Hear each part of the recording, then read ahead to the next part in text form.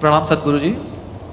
मेरा प्रश्न है कि जब ध्यान शरीर से परे है, विचारों से परे है, बुद्धि से परे है, तो वो साक्षात्कार क्या किस चीज का होता है? आत्मा का होता है। तो आत्मा इन तीनों से परे है। हाँ, आत्मा शरीर से परे ना, इसीलिए अब मैं आपको बैठो, मैं आपको एक उदाहरण देता हूँ। जैसे समझ लो एक मंदिर है, उस मंदिर में एक देवता की मूर्ति है, ठीक है। उस देवता का मूर्ति का दर्शन करने के लिए आप लंबे 6 घंटा लाइन लगाते हो, और 6 घंटा लाइन लगने के बाद में आपको मूर्ति का दर्शन करने को मिलता है। और दर्शन करना कुछ मिनट नहीं, कुछ सेकंड्स मिलता है, और आपको फिर पुजारी बोलता खसको खसको खसको करके आपको घर भगा देते हैं।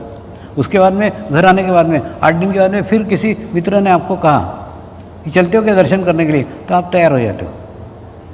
आपको भी तो बुद्धि है, आप थोड़ा सोचो ना। ऐसी जगह जहाँ पे 6-6 घंटे लाइन में लगना पड़ता है, ऐसी जगह जहाँ आपको 1 मिनट में भगा दिया जाता है, ऐसी जगह जहाँ आपको कुछ भी मिलता नहीं है, फिर आप वहाँ क्यों जाते हो? तो यहाँ पे शरीर से तो कुछ नहीं मिला, फिर किसको मिला? आपके आत्मा को मिला, आत्मा को शांति मिली, आत्मा को आनंद मिला, आत्मा को सुख मिला, एक क्षण में मिला है। तो इसके ऊपर भी मैंने अध्ययन किया है। उस मंदिर के कारण नहीं मिला, उस मूर्ति के कारण नहीं मिला, काय के कारण मिला? आप अंतर्मुखी हुए इसलिए हुआ। क्या होता है मन में? समझ लो, जो देवता की मूर्ति है, वो देवता के मूर्ति में जिस सिद्ध पुरुष ने, जिस महात्मा ने अपने प्राण डाले हैं, उसने सालों तक तपस्या करके जो अंतर्मुखी स्थिति प्राप्त की थी, वो अंतर्मुखी स्थिति उसने प्राण प्रतिष्ठा करते समय उस मूर्ति में प्रवाहित कर दी। और जैसे ही मूर्ति में प्रवाहित की, आपने जैसे ही मूर्ति का दर्शन किया, आप अंतर्मुखी हो गए, और अंतर्मुखी हो गए, परमात्मा आपके भीतर है, आपके अंदर है। और जैसे आप अंतर्मुखी हुए, आप आत्मा के करीब गए, आपको अच्छा लगा। तो मूर्ति के कारण नहीं हुआ, मंदिर के कारण नहीं हुआ, देवता के कारण नहीं हुआ, आप अंतर्मुखी हुए इसलिए आपको अच्छा लगा। और दूसरा, ये क्यों हुआ? क्योंकि वो अंतर्मुखी स्थिति उस मूर्ति में रखी हुई थी। ये स्थिति वैसी है जैसे आपका मुंह काला है क्या पीला है, वो देखने के लिए आपको मिरर की आवश्यकता है। मिरर रहेगा तो आपको आपकी चेहरा दिखेगा कैसा है। ठीक उसी प्रकार से आपको अंतर्मुखी होने के लिए मूर्ति की आवश्यकता है। लेकिन अगर अंतर्मुखी होना आप सीख गए, तो आपको मूर्ति की आवश्यकता नहीं, गुरु की आवश्यकता नहीं, कोई तीर्थ क्षेत्र की आवश्यकता नहीं, आपको कोई आवश्यकता ही नहीं। अब आप बोलोगे ये किस आधार पर कह रहे हो?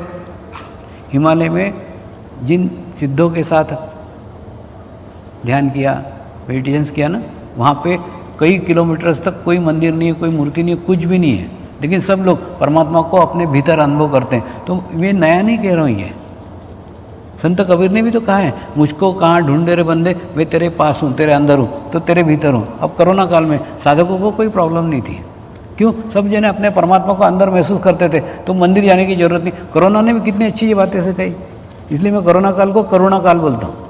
देखो, कोरोना काल ने हमको सिखाया, तुम अपने जाति के, अपने धर्म के, अपने देश के, अपने राज्य के, अपने भाषा के कितने भी विभाग कर लो, कोरोना ने सबकी पिटाई एक जैसी की है।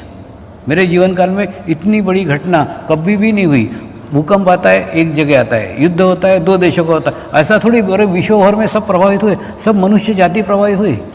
तो उसने बोला सब मनुष्य एक है, समान है। एक संदेश कोरोना के माध्यम से अपने को मिला है। दूसरा संदेश, हम जो मंदिर जाते थे, मस्जिद जाते थे, गुरुद्वारा जाते थे, चर्च जाते थे, वो उसने सिखाया परमात्मा तुम्हारे अंदर है, तुम्हारे भीतर है। अगर अंदर जाना सीख गए तो बाहर जाने की आवश्यकता ही नहीं रहेगी। तो अपने को सब बुरे में से अच्छी चीज़ ढूंढो ना, तो 1-2 मैसेजेस अपने को अच्छे मिले कि अपना अंतर्मुखी रहने को सीखने को मिला। तो कहने का अर्थ, परमात्मा आपके भीतर है, आपके अंदर है। जैसे जैसे करोगे ना, वैसे वैसे आपको उसकी अनुभूतियाँ होंगी। फिर आपका गुरु बनेगा, वो आपको गाइडेंस करेगा, आपको मार्गदर्शन बताएगा क्या करना चाहिए, क्या नहीं करना चाहिए। तो जो धर्म का उपदेश है ना, वो बाहर से नहीं, आपके भीतर से मिलना आपको प्रारंभ हो जाएगा। फिर आपको कोई माध्यम की, कोई गुरु की आवश्यकता नहीं रहेगी, आप आपके गुरु हो जाओगे।